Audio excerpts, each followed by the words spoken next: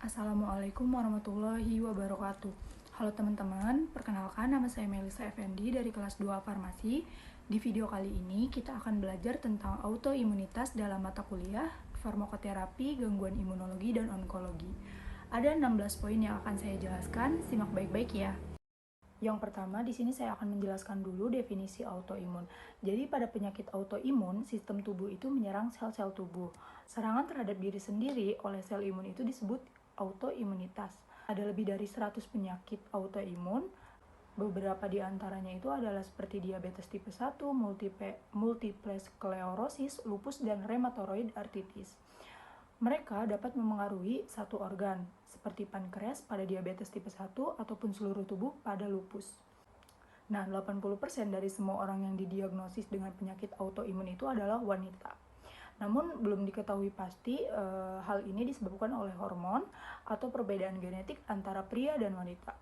Kemudian, resiko terkena penyakit autoimun ini juga bergantung pada genetik dan paparan lingkungan.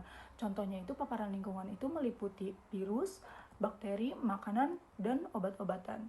Paparan ini juga mungkin menjadi penyebab peningkatannya penyakit autoimun di setiap bulannya. Selanjutnya, penyakit autoimun juga mempengaruhi 5-10% orang di seluruh dunia. Gejala yang dialaminya itu akan tergantung pada jenis penyakit autoimunnya. Misalnya, pada artritis rheumatoid itu ada rasa lelah, kekakuan sendi, terus nyeri, dan pembengkakan. Kemudian pada multiple sklerosis terjadi kelelahan, kehilangan penglihatan, dan hilangnya keseimbangan. Diagnosis penyakit autoimun juga melibatkan banyak faktor. Beberapa di antaranya itu meliputi gejala, hilangnya darah lengkap, penanda inflamasi, autoantibodi, dan pengujian MHC. Selanjutnya, antibodi. Antibodi ini dapat dideteksi dalam darah bertahun-tahun sebelum timbulnya gejala. Namun, nggak semua orang dengan antibodi akan mengembangkan penyakit autoimun. Misalnya, 10 hingga 45% orang memiliki antibodi antinukleer. Tapi, tidak semuanya mengembangkan penyakit autoimun. Sayangnya, komponen genetik dan lingkungan yang menciptakan autoimunitas ini juga masih belum diketahui. Autoimunitas juga dapat disebabkan oleh antibodi autoimun dan sel T autoimun.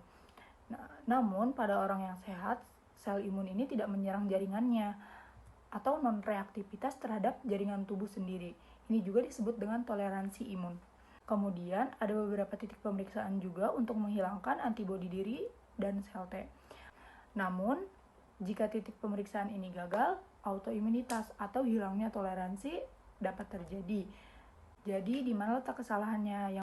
Yang pertama, mari kita lihat bagaimana antibodi dalam sel T terbentuk dan juga bagaimana antibodi dan sel T sendiri dapat muncul. Nah, antibodi mengikat dan menetralkan patogen atau menandainya untuk dihilangkan oleh sistem imun. Sel B adalah sumber antibodi dalam tubuh. Sel B juga baru muncul dari sel induk di sumsum tulang belakang. Dan di sumsum tulang belakang itulah antibodi yang dibuat sel B mulai terbentuk. Namun sebelum meninggalkan sumsum tulang belakang, sel B juga diuji untuk autoreaktivitas.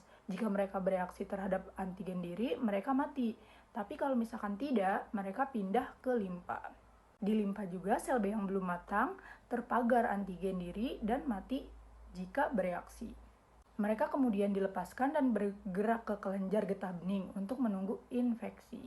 Jadi, kapan sel B muncul? Jadi, sel B itu autoreaktif muncul jika terjadi kesalahan pada titik pemeriksaan antigen diri ini. Proses toleransi ini juga terjadi pada sel T. Kemudian, sel T ini ada dua macam. Ada sel T pembunuh dan sel T pembantu. Jadi, apa sih tugas keduanya ini? Jadi, yang pertama, sel T pembunuh itu tugasnya itu mengenali peptida asing pada permukaan sel dan membunuh sel tersebut.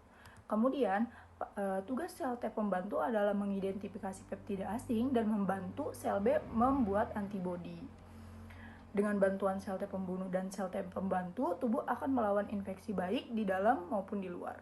Jadi sel T itu berasal dari sel induk di sumsum tulang belakang. Kemudian mereka akan berimigrasi ke kelenjar timus. Nah, di timus ini tempat mereka akan menjadi dewasa. Di sini mereka terpapar antigen sendiri dan si sel T ini yang reaktif sendiri akan mati. Kemudian beberapa sel T yang reaktif sendiri dapat meninggalkan timus. Namun sel T yang mengenali antigen dirinya sendiri tanpa peradangan jaringan akan mati setelah sel B dan sel T autoreaktif hadir dalam tubuh. Ada beberapa cara agar sel tersebut akan diaktifkan. Beberapa di antaranya adalah mimikri molekuler, aktivasi pengamat, dan penyebaran epitop. Jadi, mimikri molekuler itu terjadi ketika peptida virus atau bakteri seperti peptida diri. Apa sih peptida itu? Jadi, peptida itu adalah bagian pendek dari suatu protein. Peptida bersama antara protein, virus, dan manusia. Jadi, peptida yang dibagi ini dapat mengaktifkan sel B dari sel T untuk menyerang virus dan sel normal. Namun, sebelum sel B dan sel T akan diaktifkan, harus terjadi peradangan. Sel dendrit adalah sel penginderaan sistem imun yang mendeteksi infeksi. Patogen akan mengaktifkan sel dendrit melalui reseptor pengenalan pola. Hanya sel dendrit yang aktif yang akan memicu sel T dan sel B. Namun, kerusakan jaringan berarti bahwa sel dendrit juga dapat menyerap antigen diri. Jika reseptor pengenalan pola juga mengaktifkan sel dendrit ini, kemudian dapat mengaktifkan sel B dan sel T autoimunitas dan virus. Aktivasi sel autoimun ini juga adalah aktivitas bystander. Autoimmune cells is bystander activation. The B cell receptor is capable of binding and processing protein complexes, so it can internalize groups of proteins and show these to T cells. The T cell activating the B cell doesn't need to match the same peptide as the B cell, so a T cell activated due to molecular mimicry can then activate B cells producing other antibodies, so long as the original peptide is present in the complex. This spreading of autoantibodies can also happen within parts of the same protein. For example, let's take a cell surface receptor. Let's assume there's an autoantibody for the internal part of the receptor. A B cell can take in the whole receptor during tissue damage and present these peptides to T cells. Autoreactive T cells targeting the outer part of the receptor then get activated. In turn, they can activate B cells reactive to many other sites on the receptor. These antibodies can bind to the receptor always present and exposed to the immune system. Antibodies that bind the exposed proteins could lead to more prolonged inflammation. Epitope spread is the name given to this process. Epitope spreading leads to more inflammation and disease progression in autoimmune diseases.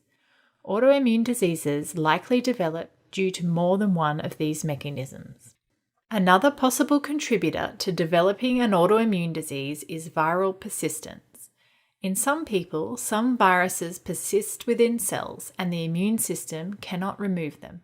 This constant activation of the immune system allows for more opportunities over a person's lifetime to activate an autoreactive T or B cell. The symptoms caused by these autoreactive T cells or autoantibodies depend on their target. A target present in only one organ, like in type 1 diabetes, will limit the damage to that one organ, the pancreas. Namun, jika targetnya terdapat lebih banyak organ seperti pada lupus, maka autoantibodi dapat menyebabkan kerusakan pada semua sel tubuh. Sayangnya, tidak ada obat untuk penyakit autoimun. Meskipun kita tahu bahwa virus, bakteri, dan genetika berperan, kita tidak tahu penyebab pasti penyakit tersebut. Jadi, perawatannya difokuskan pada pengurangan gejala dan peradangan. Contohnya termasuk imunosupresen, steroid, dan NSAID. Kita juga memerlukan penelitian lebih lanjut mengenai mengapa orang mengembangkan penyakit autoimun.